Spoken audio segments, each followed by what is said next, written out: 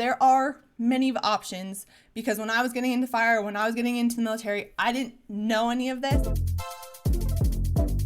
Hey there, welcome back to my channel. If you're new here, hi, I'm Ronnie Ocampo. On this channel, we talk all things wildland firefighting, from health and fitness, fire education, mental health, and everything in between. So if you're interested in wildland firefighting, I highly suggest you subscribe. It has been a little while since I've been on here.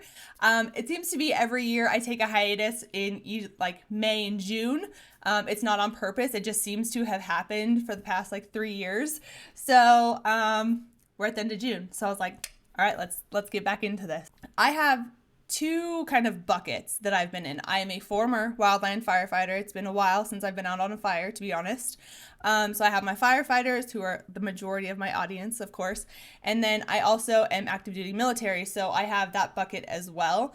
And I feel like the two types of people that go into these, especially and police officers and first responders, they kind of all have this like drive to be better, this drive to want to help, this drive to want to be a part of something bigger than themselves, like serve their countries, their communities, things like that. So I feel like there's a lot of similarities between the two buckets that I've been specifically in. So I kind of wanted to give you guys some options. I have quite a few people who are brand new into wildland firefighting and like, I want to make it a career. I want to do wildland firefighting. And that's fantastic. There have been tons of people who have done that.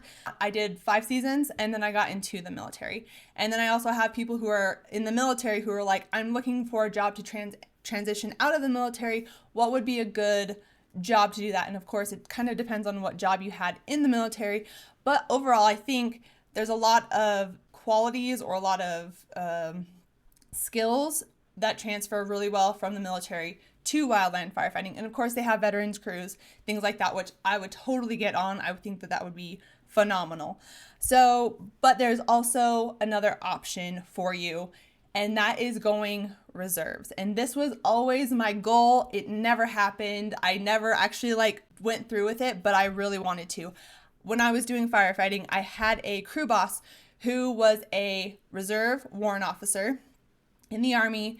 So he was double dipping, and then he was also did wildland firefighting all summer long. So there are programs that you can do where you can do your full service all in a couple of months instead of spreading it out throughout the whole year. You can just do your block in, say, winter time, right?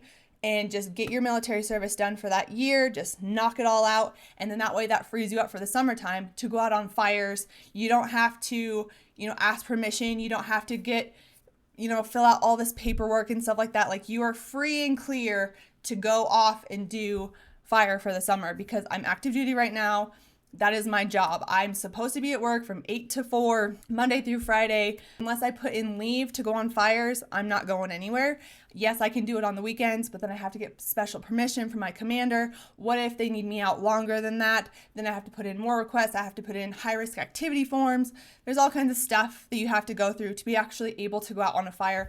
And honestly, it is just a headache specifically for the crew, because they're like, I can't really rely on you because I need you out here, but you're saying you have to go back because I have to go back to work. So it kind of really sucks, to be honest. But being able to do it reserves, getting your service done and then being free to go do fire for the summer, I feel like that is the dream, because you get to go do awesome fire stuff, but then you also get the benefits from the military. And of course, you're not going to get it, the all summer long, but at least you'll get it for that winter, and you can, finagle it that way.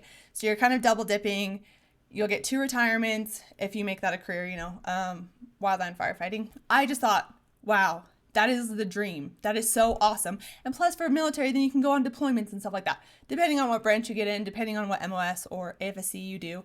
So I just wanted to let you know that there are many options, because when I was getting into fire, when I was getting into the military, I didn't know any of this. And so I kind of wanted just to share that with you. There are options. If you guys have questions, you can leave them down in the comments. I will try my best to answer it, and hopefully other people can chime in down in the comments as well. Hopefully this video was helpful. If so, please give it a thumbs up. Don't forget to subscribe, and I will hopefully see you guys in the next one. Bye, guys.